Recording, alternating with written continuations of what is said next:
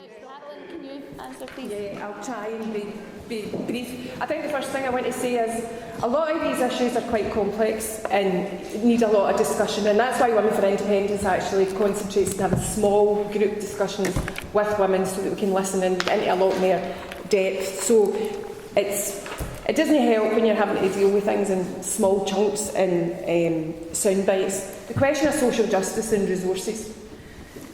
If Scotland became independent, it would immediately be, I think the latest estimates were the 7th richest country in the world.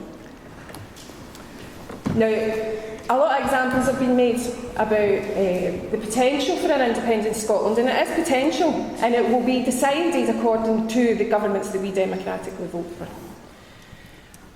In the Commonweal that Pauline referred to, she talked about it being no good enough, no socialist enough. What it talks about is social democracy that has worked very successfully in Nordic countries, which haven't been mentioned yet. And particularly in terms of women, 9 out of the 10 countries in the world that are the best for women are all small countries of less than 9 million of a population. The top country for women in the world, and they're not quite equal yet in it, I have to say. We're not there yet, even in any country. But the top country for the world, for women in the world, is Iceland. There's no reason why Scotland wouldn't be able, with its vast natural resources and all the industries that it has, what you need is power and the political will. What has been absent in Scotland to be able to deliver social justice, equality, fairness, is both the power and the will. I can't guarantee the will be there, but I can guarantee you that the government that has the power in an independent Scotland will be a government that the people of Scotland have voted for. And it'll be our responsibility. It'll be our responsibility to use the resources that we have in a fair and equal way, to be responsible and not squander them for future generations. It will be our responsibility, and we'll have the power. It will not be futile. We will get away from every Westminster election being about keeping the Tories out. We'll be able to vote for something. We'll be able to vote for a vision that we actually want to deliver. And I have to say to Pauline, this is my last point, and I'll only look for a summing up speech if I do it, but if you leave me with 2 wee minutes, is that all right? Pauline's argument is essentially that the SNP's white paper. Now remember, the referendum question is, should Scotland be an independent country? It's one question with a very easy answer, yes or no. The process comes thereafter. But Pauline's argument is that the SNP's white paper and what will happen in that process thereafter isn't it left-wing enough? It isn't socialism? So why defend the UK? Is Westminster socialism? Is Westminster left-wing? Are the Tories socialism? Is Ed Miliband socialism? Is Nick Clegg socialism? When do you predict Westminster will deliver socialism?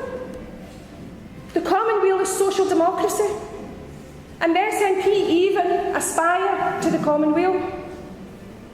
The SNP aspire to the vision of the Nordic countries, which, despite not being socialist, and in your analysis I would agree that it's no socialist, they're the least unequal countries in the world. They're a high-wage economy where people, women particularly, report higher standard of living, higher quality of life. Childcare is like 20 quid a month, if that. So whilst we on the left, and I'm critical of myself on the left here, have been fighting amongst ourselves for decades in the UK about who's left enough, who's the next left wing, who's the next revolutionary, who's got the best, next left wing vision. The Nordic countries have been delivering more equal and fairer societies.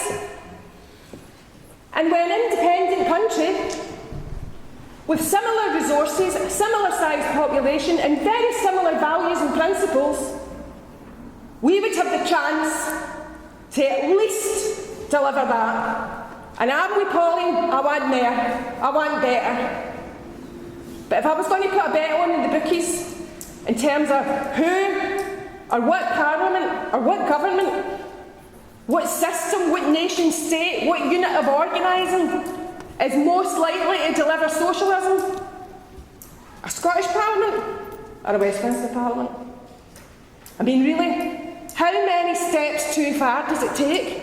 What do they need to do? We've had Guantanamo Bay in support for that, we've had extraordinary rendition, we've had the Iraq War, we've got people in sanctions, they're proposing people signing on every day with a bus fare to get there. What will it take to be too much? When is enough enough? And when are we going to take responsibility to deliver a government we vote for and take the responsibility if they make an arse of it and vote them out and vote another one in? At least we will have the power to do that. With Westminster,